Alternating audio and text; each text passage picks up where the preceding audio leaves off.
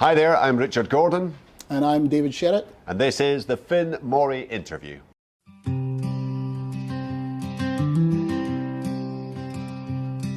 They stuck me here with frostbit hands and called it civic pride. I've seen more breakdowns on this road. In a nutshell, just explain to me the project and how it works. So the project Finn Moray is basically a pseudonym that allows me to write songs. The catalyst of that was really after my father had passed away and a few other bereavements, and it felt like the right time to go and do something like this, to try and express myself, and but also to create a social compact, because when you go through your life you think about what you do, and it was a real watershed moment for me when my dad passed away. So I wanted to do something that was a legacy thing like my father had done, and this felt like the right thing to do. So essentially, in a really simple way, we write songs. We create those songs using AI. We're very proud of using that, and I think we'll speak about that, how we use it. But we create them as platforms, as finished songs that then we can take out to try and find talent in the regions that we create these songs about, to sing these songs live. So we want to go and find undiscovered people to sing the songs live and create a movement that drives money back into the community and promotes talent throughout Scotland. So the initial album, the use of the AI voices, that is a vehicle for getting Aeon, the Gathering, out there and to try to attract people. Yeah, so the Aeon's the first album, so Gaelic for one, so it wasn't profound, right? But it was, it felt right. It felt like the right name for it. And there's two parts to that: the Call, Aeon the Call, and Aeon the Gathering. So the Call is essentially how I hear these songs in my head. So I've written them from poems, from old songs that I've been playing around with, verses and so forth, new songs as well. And then I can play basic guitar and I can sing basic. That's not enough to go on stage on either of those, but enough for me to construct something and understand how to do that. So I will construct these songs, playing the guitar, getting the chord arrangements, and then I've built them using digital audio workstations and using AI so that I can get exactly the sound that I'm looking for. And one thing, when you use AI, a lot of people might do it for fun and they create a song. These songs are, 50, 60, 70, up to 200 versions to get to where we are just now. But the great thing about it is maybe there was a barrier there before with people where they couldn't afford to get session singers, they couldn't afford the time for a studio. It was so big that it was inhibitive.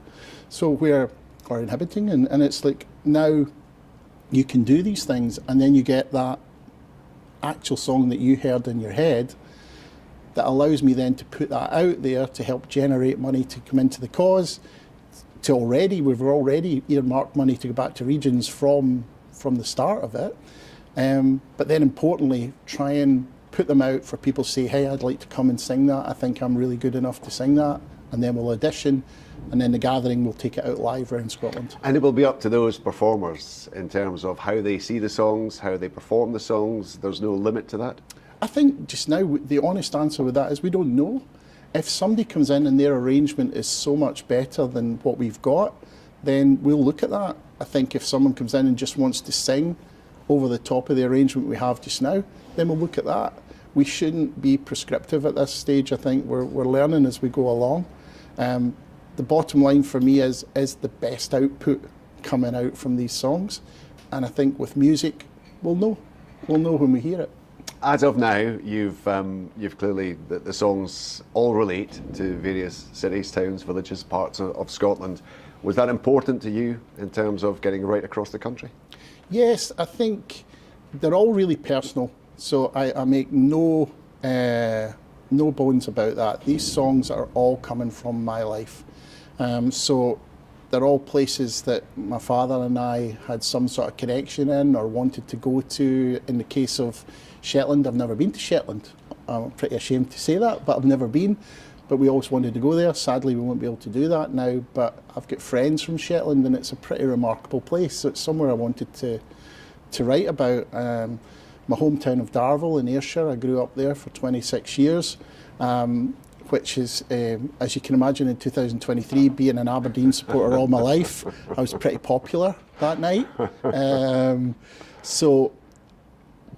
Darvel's a town where, I've stayed in Aberdeen for many years, and I've heard people talk about downturns, and I think, having grown up in Darvel, maybe a wee bit in Aberdeen, you don't know what a downturn is, because the lace industry, the coal industry didn't slow down in those villages. They just stopped, and these villages went from really prosperous to having big challenges, and those people are being resilient and they've fought back. And so I love that spirit within Darvel.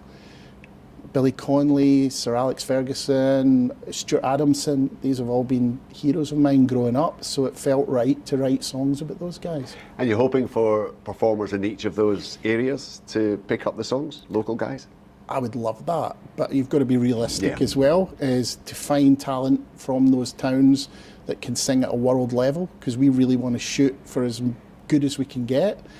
The numbers would tell you it'd be quite difficult to get that, but it's not impossible.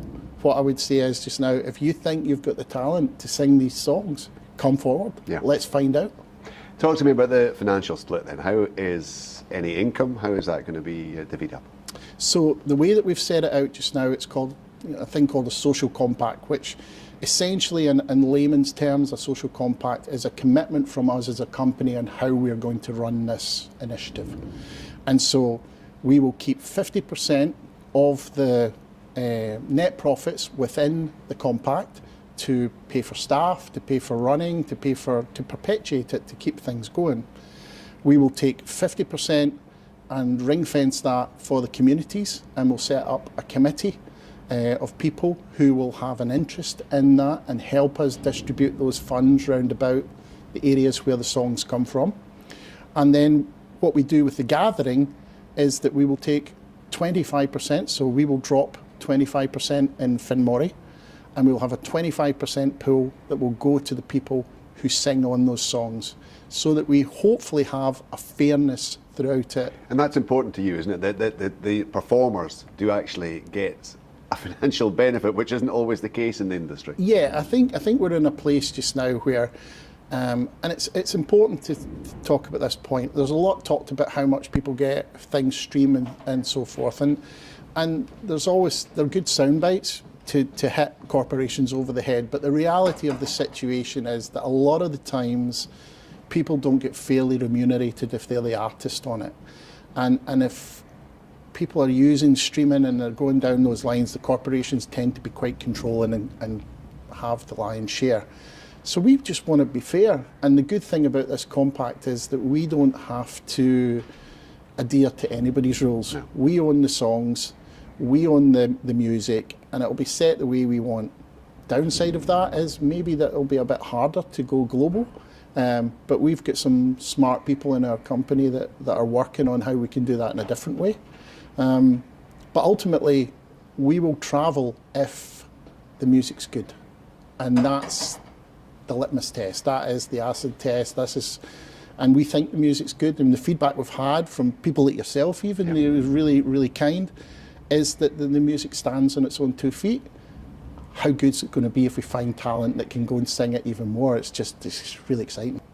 Transparency is important to you, and you need to be right up front, I guess, in terms of how the money is distributed to the local good causes, the charities.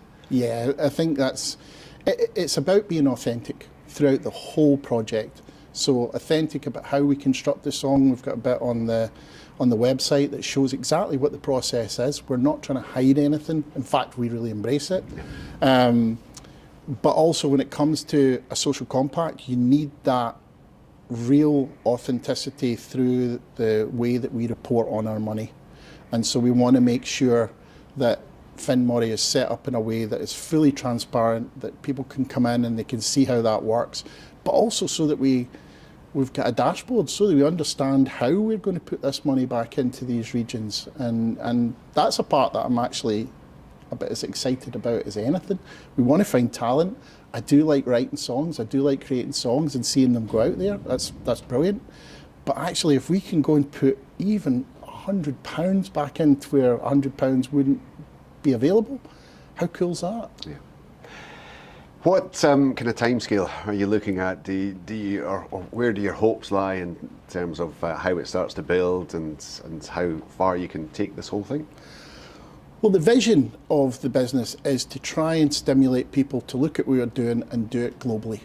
And we've been really buzzing actually in the office because within the website, nowadays the software is incredible that you can see for the analytics. People are downloading the songs in Australia, in New Zealand, in the US. We had somebody even on in Russia the other day, and I didn't know whether that was a good thing or a bad thing, right? But the reality is that we don't know just now how far we can go. So the way that we look at it is, how do we be better than we are today, tomorrow? And that's really the bit that I'm looking at just now. How do we build? How do we improve? How do we listen to what people are saying and then feed that back into what we're doing?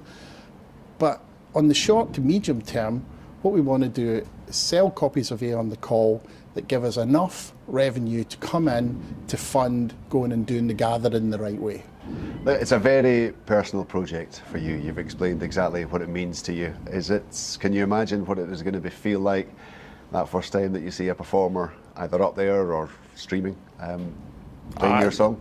I can imagine, but I don't know what it'll feel like. But pretty similar, I guess, and you and I share a personal love, pretty similar to probably seeing Graham Shinney pick up the cup, Scottish Cup this year. You know, I'll be honest, that was one of the best days of my life in context. When it comes to actually the enjoyment of doing that, to see that team that had been, you know, through a tough season, and then to win that, it was an elation. So I think for me it'd be kind of similar to that, in the fact of just seeing something that's been created, hard work. There's been a lot of tears on this project as well, but it's been something that I've been wholly committed on since my dad passed away in April. And so therefore, if I was to find one person who was an exceptional talent that took the songs and then just took it to another level, and then people saw that person and said, wow, I love that person, I don't think you could get more fulfillment than that. That'd be pretty good. At the dash, but I remember when your granddad brought home coal and rashers wrapped in cash. I'm the bridge you barely notice, but I know